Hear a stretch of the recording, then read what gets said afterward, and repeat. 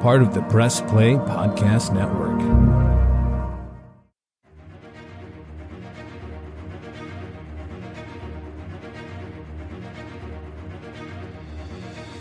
Welcome back, everybody, to Podcast 616, the official podcast of Earth 616. I am your host, Damon Royster, and today, you're welcome. We're back again, and we're talking about Deadpool 2, a.k.a.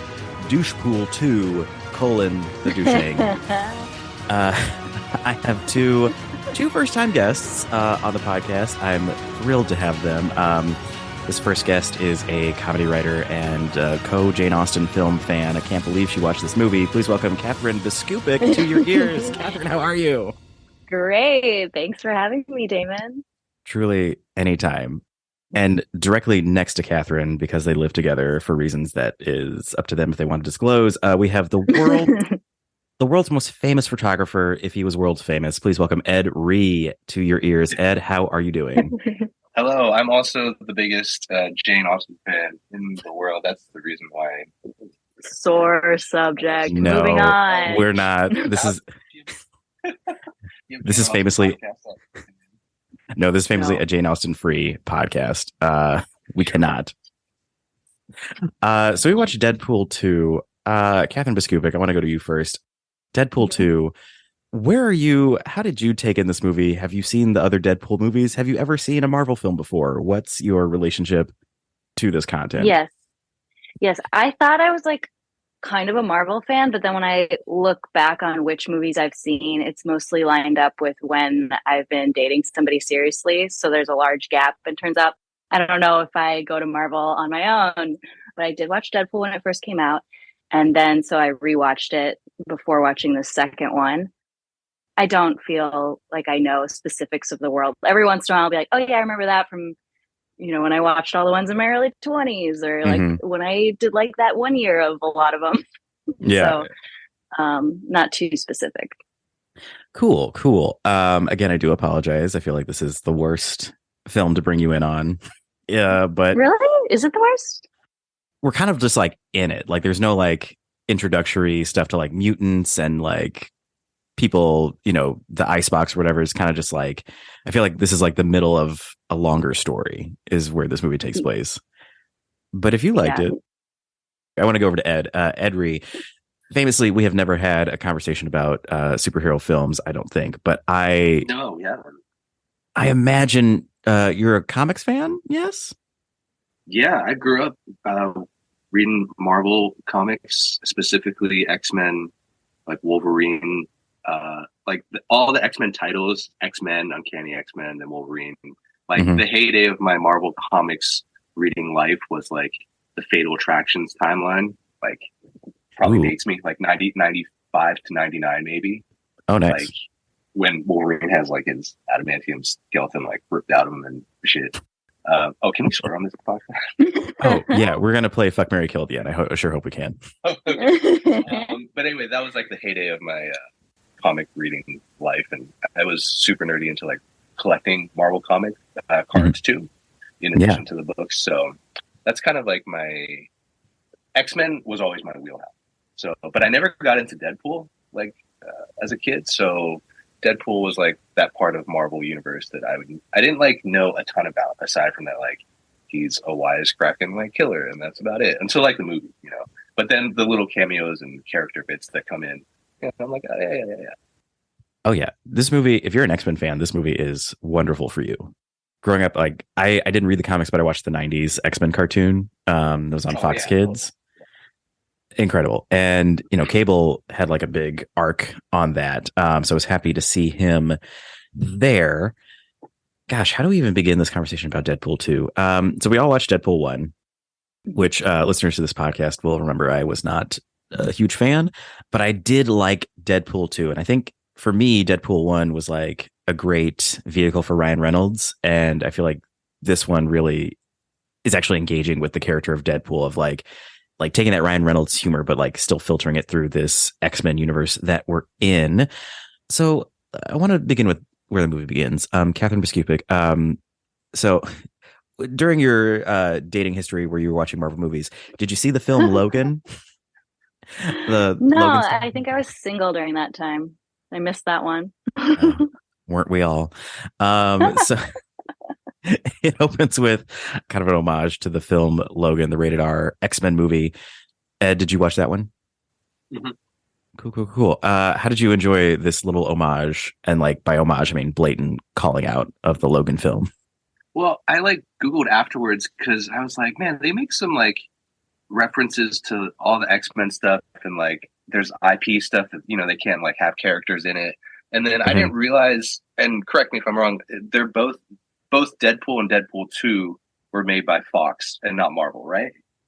Correct. And yeah. So I was like, oh, I totally thought this was like Marvel, and that's why they didn't. They were like trying to tread lightly with like Wolverine and then any other X-Men. I don't remember Logan aside from its story. Like I don't remember how it starts. I remember like the battle scene at the end, and then that's it. I honestly cannot remember like Logan for the life of me. So I was like, he calls it out, and then I'd be like, I don't know, but yeah, Marvel Logan. Yeah. What was the reference? I mean, well, you know, in the movie, it's just that like there's the toy of Logan. 'Cause I do remember that he died. I think he died on a tree. Yeah. He got impaled by a tree limb. Well, you know, this is a PSA for tree limbs. You got to watch out for those. But I think overall, I just like this conversation of like Logan was like this first or one of the first rated R movies, or like it got more press and coverage as for being a rated R superhero film versus Deadpool 1. So comedically, I think it's very funny that like Deadpool 2 is like trying to outdo Logan. I really think that's funny. And one of the ways they do it is by killing off the love interest. Katherine Biskupic, how did you feel about the loss of Deadpool's girlfriend, whose name is incoming soon? Vanessa. It is Vanessa. And that was a quiz? She's very attractive. Thoughts on Vanessa? No, every time she came out, I was like, wow, she's so hot. And also presents him her IUD and then dies. How did you feel about that? That was disgusting. Ew. Fair. Yeah. I don't mind like a love interest dying at the beginning because it sets up the story well. You know, I think like, I don't know if I can jump ahead here, but like her moment at the end where she's like, go off, I'll be waiting for you. I'm like, okay. It looked like she was just going to sit on that couch and wait for him. And I was like, okay, Vanessa. Yeah. Yeah, but poor Vanessa. I found it funny that, you know, she dies and then they have like the opening credits where other credits like, what? I can't believe they killed her. And that was a whole thing of like, I just totally, you don't even realize that the credits haven't happened. And then that credit sequence hits and you're like, oh man. Because it's like 20 minutes, right? Yeah. Yeah. Like pretty long. Yeah. Very long.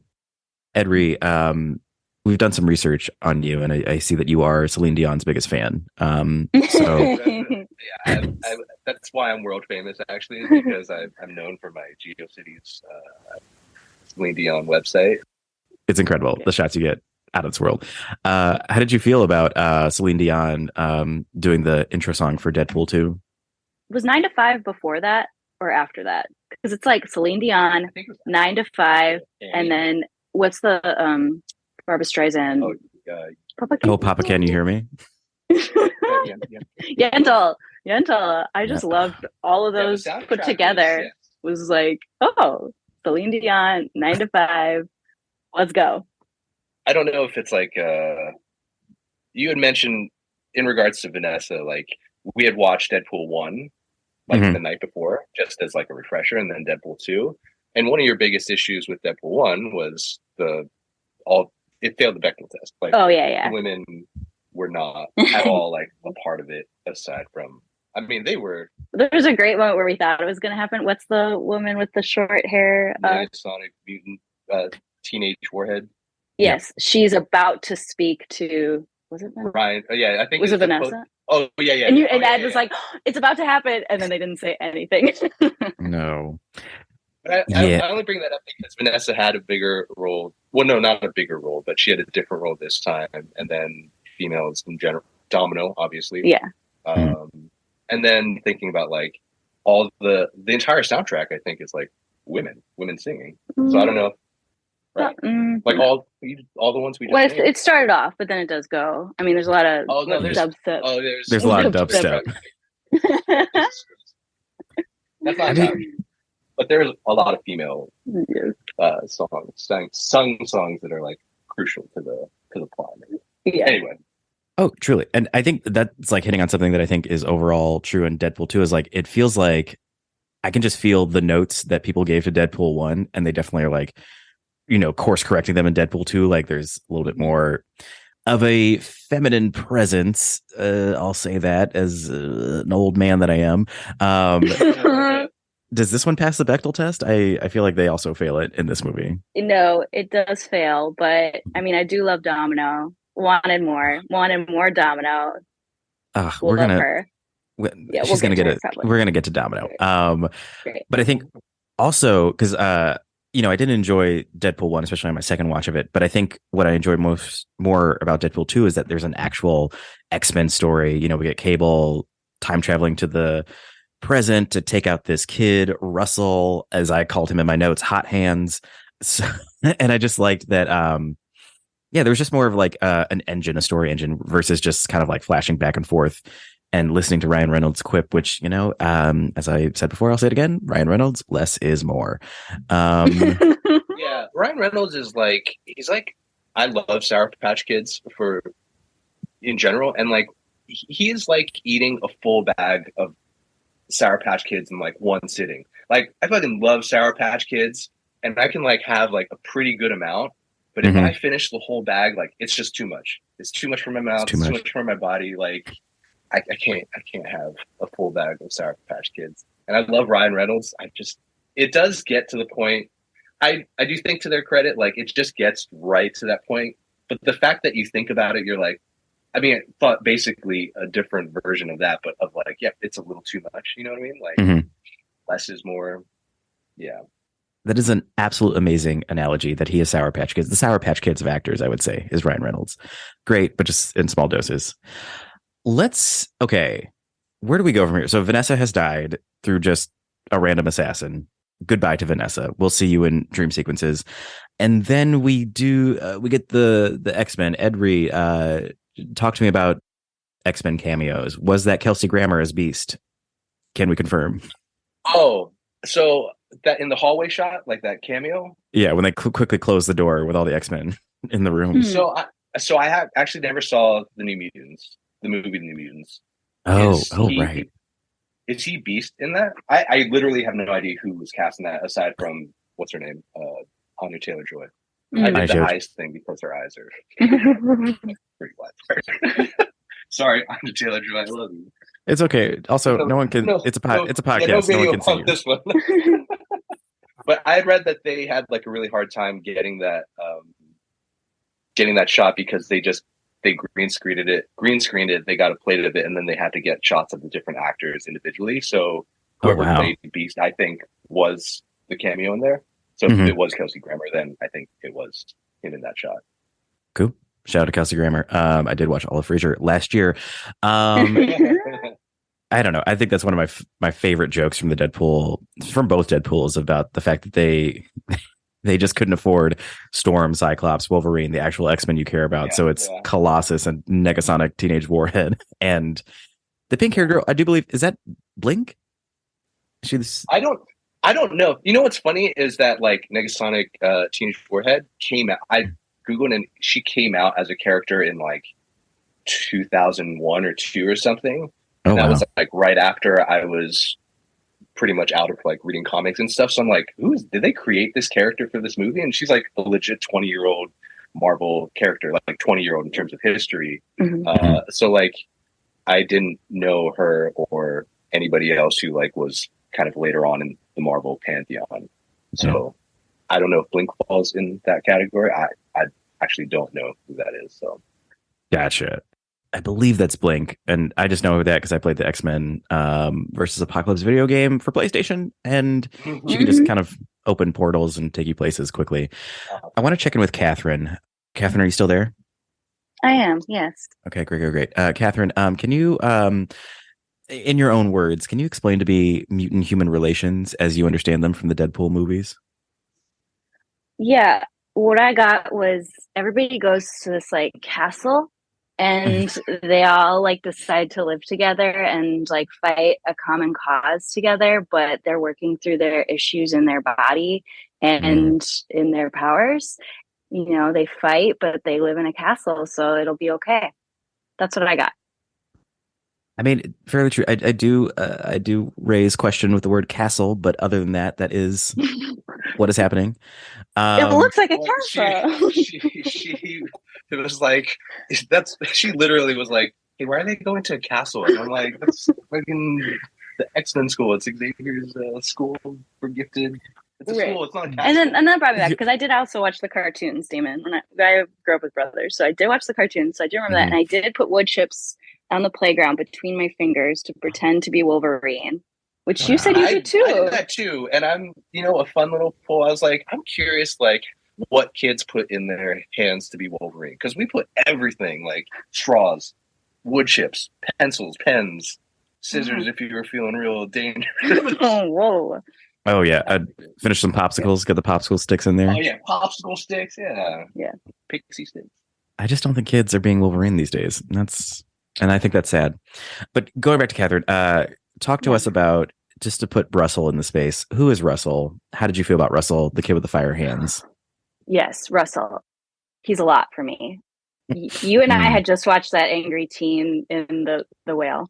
And this was another angry teen. And I just was like, I was like, oh, his voice, it was just, it was a lot. And I felt bad for him. I liked representation, body positivity, body neutrality, whatever we're supposed to be saying. And so I appreciated that.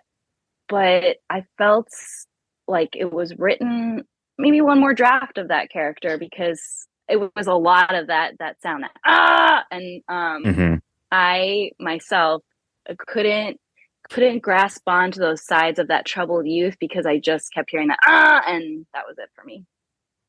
Totally fair.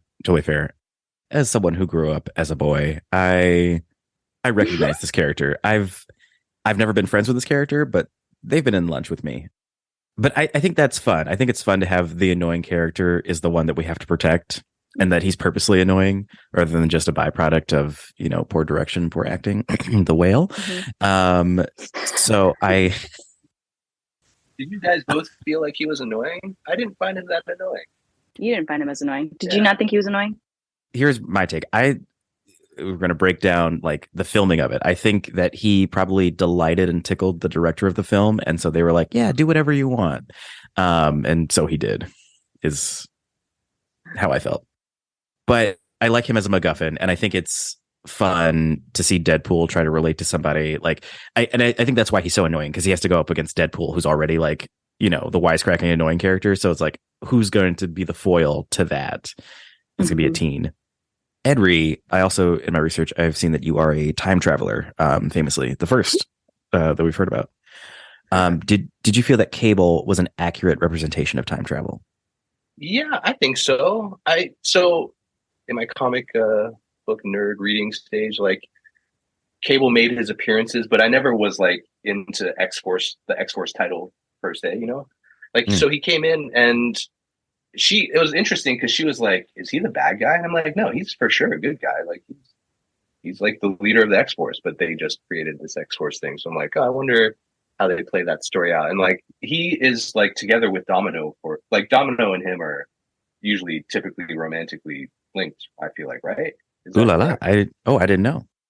Could be wrong about that. But yeah, he came in like and he was like major bad guy vibes like pretty much the entire time. Yeah. And I'm like, that's interesting. So that part, yeah. I mean, whatever, it serves the story, but was your questioning specifically in regards to his like representation as a character, or his time travel specifically?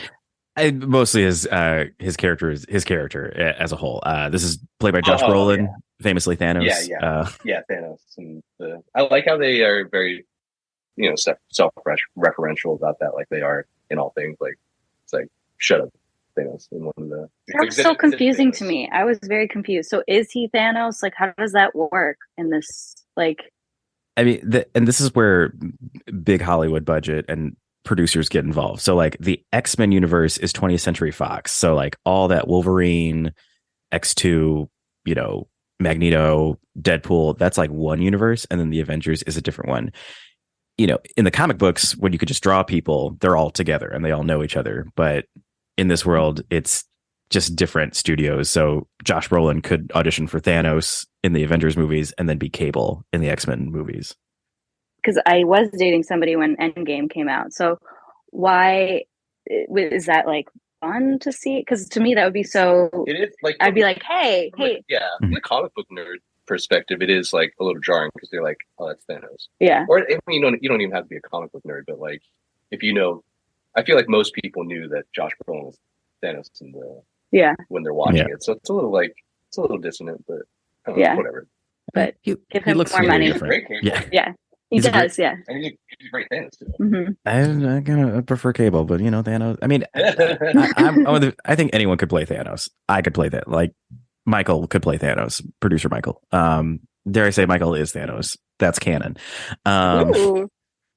So, Katherine and Ed, you famously met in prison.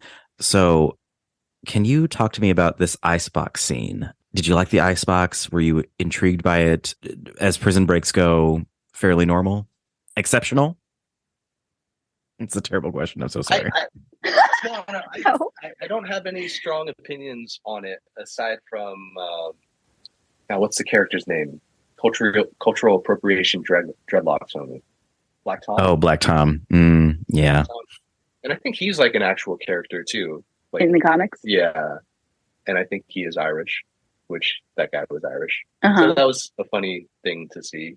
But otherwise, like, you know, it's a prison breakout. There's mutants and their powers aren't there. And then Cable comes fucking tearing shit up. Like, and I guess the fun part was like trying to guess who the beast was. Yeah, that's what I was gonna say. Once they did that, the strongest person. I'm like, who could it be? And then fucking Juggernaut comes out later, and we're like, oh, duh! Like, yeah, of course, it's Juggernaut.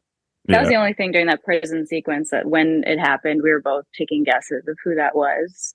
Yes, we both were taking guesses. I did. I guessed it was Vanessa because I wanted to see her again. That would have been incredible. I was like, wait, and also they like were like strongest man. I was like, ooh, maybe they're gonna, or so he said strongest person or something. Because Russell goes down and is like, oh, how's it feel to be the strongest man in here? I'm like, let's think of like strong women characters in the Marvel universe. Because it felt like such a like wink, wink. It's not going to be a man. Yeah, I thought it was going to be Vanessa, and she was going to take her IUD and just like go to town. It turns into a whip. Fair. I love that. Also, you know, we get the twist in this scene of like, you know, Deadpool thinks Cable's coming for him, but he's actually coming for the boy. And you know, we've never talked about this, but I am a fan of Terminator, the Terminator movies.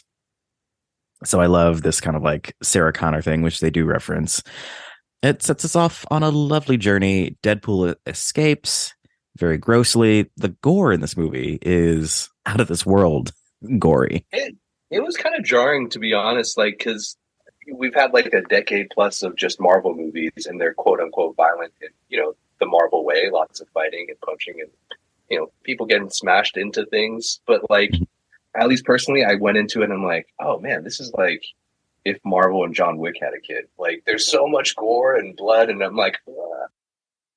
It takes you a second because I'm like, oh man, like get ripped in half, head gets chopped off, body parts flying all around. Like, he blew himself up. Yeah, oh yeah. It starts with him blowing himself up. It was a bit much. Yeah, I don't mind gore. I didn't like torture in the first one or in getting his skin microwaved. So this like, because it balances out with like, I guess the humor of when he's like split, that then these, you know, limbs grow back, which is like weird, but I don't know, like comedic. So I didn't mind him getting all bloody. Yeah. You know, it's hard when you sever something and you split something in two, but unfortunately that's what we're going to do right now because we're about to take a break. We're going to take a break. And when we come back, we're going to be on the other side of ourselves. Michael, I'm getting better at these transitions. I hope we're keeping going. Sometimes they're bad. That was a good one. We're going to come back and then we're going to talk about Task Force X and the queen of Deadpool, Miss Domino herself. So please keep it right here. We'll be right back with more Podcast 616. Hello, Brooks here with the Books with Brooks monthly book club podcast. Here's how Books with Brooks works. We read one book a month, and then we talk about it. Classics like Stephen King's The Shining, debut novels like We Are the Brennans by Tracy Lang, and tons of other compelling, life-changing stories, one book and 1 month at a time. So come read along with us, and then listen in. Welcome, everyone, to Podcast 616, the official podcast of Earth 616. I am your host, Damon Royster, and I am inviting you to listen and subscribe to this Marvel Cinematic Universe podcast. On Podcast 616, we gather some of today's greatest comedians, writers, and actors to dive deep into all things Marvel, like comic book history and lore, all the interconnected superhero storylines, and of course, who's hot and who's not in the MCU. Honestly, why aren't you listening right now? You have the power to listen to Podcast 616. And as we always say, with great power comes even greater responsibility. Listen and subscribe to Podcast 616 wherever you get your podcasts.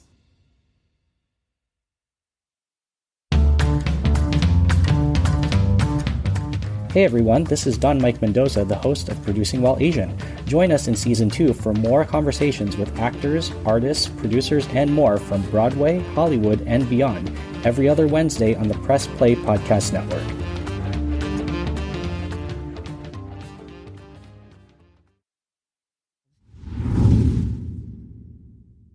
And we're back with more Deadpool 2 talks.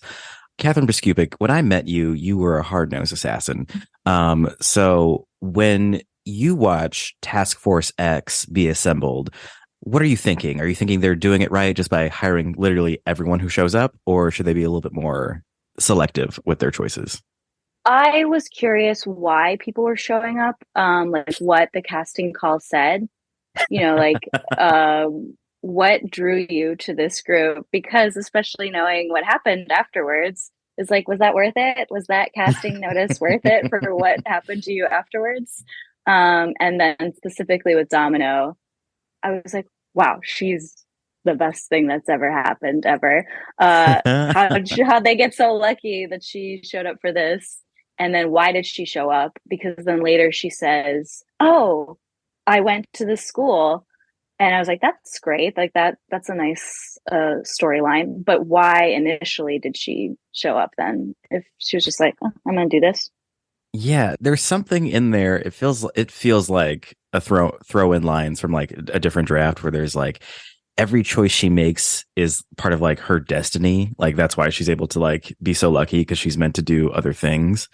So like, I think they want us to believe that she heard about Task Force X and was like, or Task Force X, and like I have to join this for some reason, and by joining it, it set her on a path to shut down the school that tortured her as a young child. Mm-hmm. Okay, that makes sense. Rob Delaney was like, "I'm free. It's a Tuesday." Okay. Pete, Brad Pitt was like, "I'm free. It's a Tuesday." Yeah. Oh my god, the Brad Pitt cameo when he gets electrocuted, and he's the Vanisher. Shout out to Terry Crews, Shutterstar, and Zeitgeist. Thank you for being here. Ed Rhee, any Task Force X thoughts? Have you read about them in the comics? No. You said you don't usually. Is quote unquote Task Force X a thing? I mean, it may. Am I saying it right? Precursor to X Force? That's oh my god, they are X Force. My bad. I'm so sorry, everybody. I feel like Task Force X is something else, but this is X Force that we're watching. So yeah, I mean, like I said, I'm not like super savvy on the X-Force universe aside from like generally knowing that Cable's typically known as the leader of it. So, he doesn't come until afterwards. And then I think Domino is an X-Force member at some point. And then Deadpool X-Force? Like was he ever an X-Man? I don't actually remember. I feel like he was for a hot second, but I feel like he's on all the teams for a hot second. Yeah, like I think he was even an Avenger at one point, maybe. But yeah, the X-Force part, not like being super like savvy on it. I was like, yeah, I think this is like X-Force generally, so cool. Mm-hmm. It just feels it's very like, I don't know, camo military feel. They've all got those like vests with grenades and shit on them, and they've always got like their rifle on a sling. That just feels like they're They're more militant, I would say, in general. Yeah. But I love in this movie how it's just a bit and they all die. It's like we just get Domino as the only one left. Is it, how does she, no, she doesn't fall into the panda until later. But I am blanking. Oh, they're trying to get Russell from the trucks to rescue him. Okay, let me know. I never said a bad thing about the action in Deadpool. Never said a bad thing about the action in Deadpool. This is great. I love the car chase scene. And I love watching Domino work. Katherine, new to superpowers, what's your read on luck being a superpower? I like it. I like that they say it's luck, but she's also like so strong and ripped and has a ton of other powers we just don't talk about. But the luck one is fun for the writing, because when it, like, I wish I had a bus and the school bus is there, like all those moments, the panda moment, it's just, it feels really different in a fun way than all the other superpowers. I like it. There's only one part that I had an issue with, which was she's like, Lady Luck takes the wheel and then the car drives itself due to her quote unquote luck. That part I was like, come on. Like, I feel like I really like, same as Katherine, like the luck as like as a power and how it manifests itself, but it always seems to be in relation to Domino and her immediate, like the things that she's immediately manipulating or her immediate vicinity. So like, it makes me think, like, does her power stretch to if she leaves an area, which is like her luck remains in the driver's seat even though she leaves to go fight in the back? I'm like, is that a power? It felt a bit much again. It's supposed to be like self-driving. It fucking took, it's like a self-driving car, hard like left turn by itself, and then it did some other driving maneuvers. I was like, so you would have been happier if like somebody jumped, like happened to be there and jumped into the front seat. No, if she continued to drive and drove in a way that was like so crazy, that'd be like super believable. Like if she made the truck like jump whatever and it still landed, and weaving through cars or whatever in a way that no one else but her could do. But it was when she like spoke to the wheel and was like, all right, you take the wheel. And then it drove itself. I was like, well, you're not doing it. Your luck is with you and like landing on the panda and not dying, et cetera, et cetera. So that was the only part. That was my only note on the driving part with Domino and her luck. And her luck. Very fair. But yeah, Domino I think is great. Zazie Beetz, I mean, she was like really having a moment for these couple years, like during Atlanta. So happy to see her. Would love to see more of her in these movies. So they have the fight on the truck. She gets out in the panda bear, Domino does, and we're still fighting Cable. And at this point, Russell decides, as a precocious teen, here's what I'll say. Russell feels like a real teenager because he is a piece of shit and he's always trying to like act like an adult, which I feel like that's what real teenagers are like. They reach the age of 16. They're like, I couldn't be more grown up. There's nothing more for me to learn. And he lets loose the Juggernaut. Do we all remember the YouTube video? I am the Juggernaut, bitch. Am I too old? Have we not seen that? I don't think so. Wait, producer Michael, do you know what I'm talking about? No. Oh my gosh. There's this. Wow. Okay. I'm learning. I thought we were all over it. There's this video. Someone took the cartoon, the X-Men cartoon, and they dubbed in someone else voicing the Juggernaut. And he's like, I am the Juggernaut, bitch. Get out of my way. Your tiny weapons cannot harm me, for I am the Juggernaut. They did reference it in X3, The Last Stand, when the Juggernaut in there, he gets trapped in a wall. He's like, I'm the Juggernaut, bitch. I'm going to send you guys a link. I know you didn't ask for it, but I'm going to send you a link. And Michael, even maybe keep it. Let's keep this. Let's keep this important conversation about art that should not be forgotten. Okay. I think, is this the point where, is this the baby leg scene? Yeah, his body gets, he's like, I'm going to tear you in half. And then he does so. Katherine, you had a very big reaction. How did you feel when you saw this grown Ryan Reynolds with little baby legs? I felt grossed out, but I couldn't look away because I was just trying to like think of, how they did it. And then it's like the legs just keep crossing over each other in this gentle, noodly way. So my face is crunched, but I'm so focused on looking at how those legs are weaving together. That's how I experienced it. Beautiful. The beautiful baby leg weave. I like it in that this is what I love about sequels. Here's it. And this is why I hope there's not a Deadpool 3. I know there's one on the horizon, but I wish it was just Deadpool 2. Like, because in the first one, he had baby hands, and his roommate, Al, the blind roommate, was like, "What's wrong with your hands? They're small." And then this one, his legs are small. I don't know. I like callbacks like that. I think that's very fun. Then who walks in? Does Cable walk in? I remember it's wrong. Someone walks in. They all do. All the friends walk in. T.J. Miller's character, Domino, Dopinder, and then Dopinder. Which one was that? Bigger role, taxi driver. Oh yeah. And then Cable. Here's where we get a little bit more backstory about Cable. I wrote in my notes that Russell essentially becomes Lord Voldemort, but this time he killed everyone but the dad. And yeah, I don't know. I feel like this is very interesting. You know, it's very Terminator, but it's also very X-Men. I feel like X-Men comics, was it Joss Whedon's Amazing X-Men did a similar thing where like a mutant would destroy the world or destroy another alien planet, and these aliens came to kill all the mutants. I don't know. I love fate. I love conversations about fate.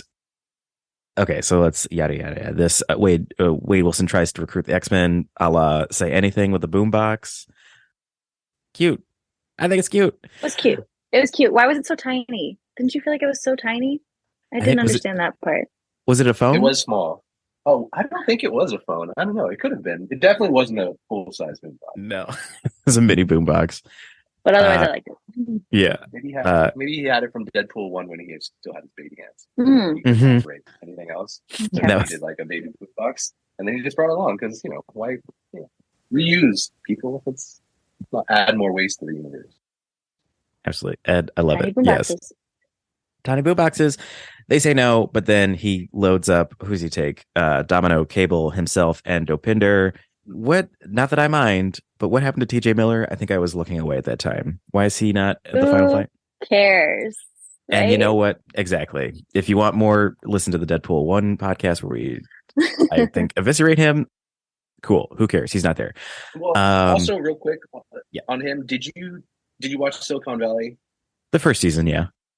He is like the same character. He is Erlich Bachman. Like, I don't know what other movies he's acted in, but it's like listening to Erlich come in and be like, blah, blah, blah, blah. And I'm like, I guess, but also, yeah, like he didn't really serve much of a point. Like he was a friend, but it could have been anybody. Like there wasn't nothing about his friendship that was noticeably, it couldn't have been replaced by someone else. Yes, you are 100% right. And it's because this was of a time where people were like blown away by improv. And if you could just improvise things on a set, you were the star of the film. And I blame Judd Apatow. As I feel careers were made on that. Jonah Hill. Anyway, love this song. We on Fire. Like, I could listen to that song all day. Is that dubstep? I think I'm less of a dubstep expert than I am a Marvel expert. So that's where I'm at. And I think you need to believe in yourself more. Thanks, Damon. Dubstep. Yes. Just saying it makes you an expert. So, yada, yada, yada. We're at the final big fight.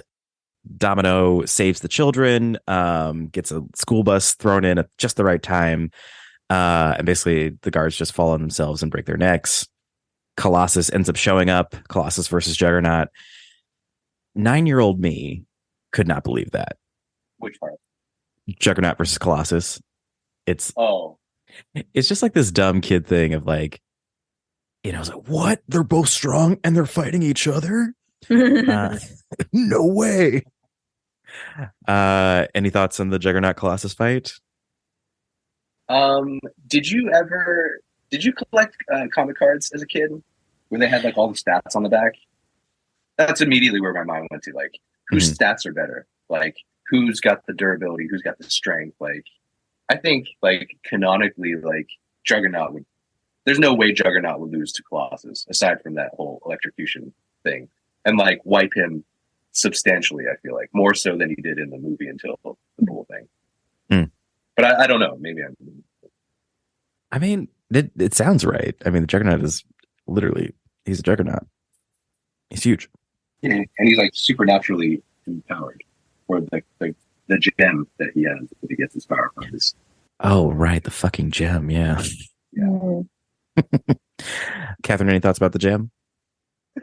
The gem? Yeah, I just like wonder what jewelry store they went to get that. And he went to Jared. Yes, that's what I was thinking. Yeah, and then I was telling this to producer Michael before we recorded. Famously, producer Michael also does not care for the kid in this movie, but his line reading of when he comes out and he's firing all the fire, and he's like, "Damn, it feels good to be a gangster." Oh yeah, Catherine did not like that line. I was sold. I wasn't fully on board. I was like, yeah. That definitely goes with your theory, Damon, of the director's letting him do whatever he wants. I was like, yeah. What? So Cable is like, he stops the ceasefire. He's like, I got to kill this kid. It's too much fire. Goes to shoot him. Then we get a lovely montage of the Tomorrow song from the musical Annie. I think, was this the other female singer we were trying to think of earlier? Of like Celine Dion, Dolly Parton, and Annie. Yeah. And Barbra Streisand. Oh, Barbra Streisand. Yes. Papa. Deadpool takes the bullet for Russell. Can't say that I would do the same. And then, but then we get a flashback. Cable put like something on Deadpool that would make him bulletproof. Catherine called that. That was so good. Like the time he uses up his second and last time travel juice to go back to, save Deadpool, and he taps him on the shoulder like that. And I totally didn't pick up on it. And then, they fast forward to that immediate scene where the bullets come and Deadpool jumps, and Catherine's like, "Oh, he probably put the token in there, the coin in there, the red coin." And I'm like, "Oh my gosh, you're totally right." And then it happened. I was like, "That's such a good call, Catherine." Thank you. Well done. Here we go. A very nice job for Katherine Biskupic. You totally forget about the coin. He takes it early on from Deadpool, and Deadpool's pissed. Yeah. And then you absolutely forget about it. It's like no significance, imbued upon it aside from its meaning, but then you totally forget about it. I didn't forget about it because it's something to do with Vanessa, and I'm always thinking about Vanessa. So I remember that coin. Somebody's got to think about Vanessa, who we see in this moment. This is where she says, "I'll see you again soon," or something. Yeah. I'll be waiting here on this couch, staring at the wall until you're ready to come back. In my big old sweater. In my giant sweater. It looks super cozy. Bad. Someone's got to be cozy in this adventure. All right. So they save the day. We believe the headmaster ends up getting killed by Dopinder in his taxi cab, I believe. So I guess we're okay. as long as our main heroes didn't do it, we're fine. Who knows what kind of trauma Dopinder will have to suffer through. I think he's probably pretty stoked. He was like very bloodthirsty throughout. He's like, "I need the blood of my enemies." He had like lines like that. But I'm pretty sure he's all right. Yeah, he's pretty bloodthirsty. But here on Podcast 616, we're thirsty for something else. We are thirsty for a little game called Fuck, Marry, Kill. Look at that segue. Yes, Damon. Yes. It's honestly, it's just about listening to what you say, then thinking about turning into what I want to say. So Fuck, Marry, Kill on the docket today. Once again, Deadpool himself. We can't kill him, so he's back again. So we've got Deadpool, we've got the Domino, and Cable. Domino, Deadpool, and Cable. I will go first to give my guests time to think of their answers. Ooh, I did just say you can't kill him, but for my purposes, I will be killing Deadpool. He gone. Because I think there are better options. And also, I just don't think I have the stamina. I'm no Vanessa. I can't keep up with him and all his quips that are a little racist and sexist and homophobic. But just because he says them quick doesn't mean that they're not those things. So I'm going to kill Deadpool. Goodbye. I'm going to marry Domino. I want that luck in my life. I'm going to marry Domino. I think you're not to persuade you in any way, but I think you're fools if you don't choose Domino for marriage, because everything's going to go great. And for my fuck, it's going to be Cable. Let me tell you this. I've had a crush on Josh Brolin in every entity of his life. Do you remember the Goonies? I think he was great then, and I think he's even more age appropriate for me now. I think this man is so ruggedly handsome. I don't think he'll talk, but that's why it's just going to be a one night fuck. He's going to be gruff. He's going to look like he's not having a good time, but I know he will. I know he'll have a great time. And you'll have the teddy bear to cuddle with afterwards. He's got his little teddy bear. Yes. He'll leave me. It's his Derek Jeter party favor. This blood-soaked teddy bear. Well, now it's not blood-soaked anymore because they saved the day. So those are my picks. I'm gonna go to Ed Rhee first. Would you like to give us your picks for your fuck, marry, kill of these options? Sure. I am totally on board with you for marrying Domino. I want that luck in my life. I want to go to Vegas with her. I'm like, let's go to the roulette table. Let's fucking just everything. Tell me what to do. Let's make some money. We are set for life. Practical considerations. And who doesn't want like luck in their life at all times? So I'll for sure marry her. I would swap my other two. I would fuck Deadpool, and Cable was such a bitch in that movie. Like, he's a badass, but like he's just like, I'm just gonna be a surly guy, and I'm not so dark and from the future that's dark and blah, blah, blah. I don't need that in my life. You can go away, please. Thank you. Go away. And then Deadpool, they're in Deadpool 1, he and Vanessa are like having sex throughout an entire calendar year. It seems like for 365 days straight. So who doesn't want that? So just 1 year of Deadpool. Then a lifetime of Domino. Cool. I respect that. Katherine Biskupic, who are your picks? I just want to confirm that like it's going to be a full Deadpool, not like the top half. Like, yes, it'll be any of the little things. Like it's a full Deadpool. I'll say it's a full Deadpool. I don't know. Depends on the day if he has the baby legs or not. Okay. Definitely. I would love to, if I could do both fuck and marry Domino, I would. But since I have to pick, I will marry. And man, I think I would fuck Cable. Yes. And I would kill Deadpool because he just talks too much. And let's just get to it. Let's get it done. And Cable, from his time travel, like maybe he went back and knows exactly what I want. So there we go. Those are mine. Yeah. Very nice. Once again, we have done it. Another wonderful fuck, marry, kill. Any final thoughts about Deadpool 2? Anything that we haven't talked about? Anything that you want to mention? Honorable mention? I just have a quick question. Yes. For both Deadpool and Cable, it feels like what's driving them is like Deadpool wants to get back to his family, which was Vanessa, and Cable wants to get back to his family. And then when it gets to the end, they both just are like, never mind. And what's up with that? Is it just that, like, to me, it didn't establish enough in the bonds of all the people that live in the castle that's like enough for the new family. But did I miss something?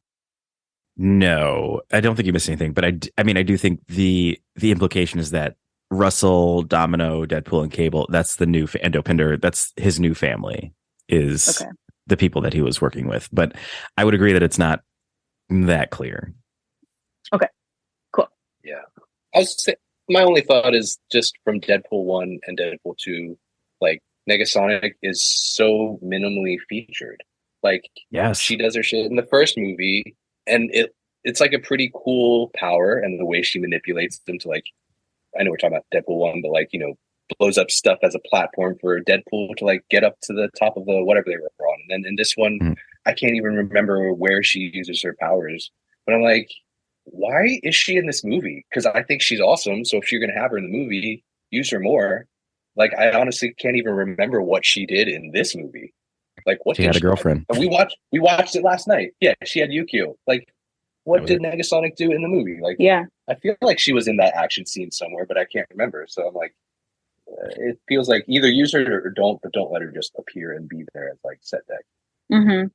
Yeah, it felt like one of those notes because I started writing notes at the beginning and I was like, ooh, Celine Dion, ooh, 9 to 5, ooh, lesbians, and then they never came back. None of those things came back. None. I would agree. All right. Thank you. I think we laid to rest Deadpool. I think as of now, podcast 616, Deadpool, she's covered. Ed Rhee, how would people get in contact with you if they wanted to? Are you on social media? Do you have events coming up that you want to talk about? Yeah, you can follow me on Instagram at Ed Rhee, and then I'll be at home working on my GeoCities Celine Dion dedicated website. So come visit that one. Mm-hmm. I cannot wait to go to that site. Katherine Biskupic, now that I've learned how to say your last name, I can't not say it. So where can people find you? You do it so beautifully too. Thank you. If you want to talk about Marvel more with me and all my thoughts on Marvel, I'm also on Instagram. I'm late to the party on Instagram, so that's kind of separate. It's at KC Bisk, but it's mostly just hiking and sad poems. Comedy I do with Leah Friars, and that's at Pure and Weary. And there's some content there. It's good content. If you want to follow this podcast 616, you can follow us on Instagram at podcast 616p3. That P3 stands for Press Play Podcast, the podcast network that allows us to do this show. Producer Michael, at long last, if you want to hop on the mic real quick, can you tell us the letter grade we got for this podcast episode? I agree with everything you guys said. So first time ever, I got to give you guys an A triple plus.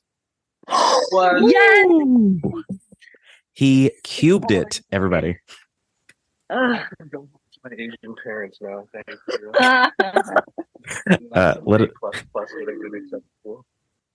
Tell all of your parents. Beautiful. Thank you, Michael. Thank you, Ed. Thank you, Katherine. Thank you, Deadpool. I'll never forget you. This has been Podcast 616. Thank you so much for listening. And don't forget that with great power comes even greater responsibility.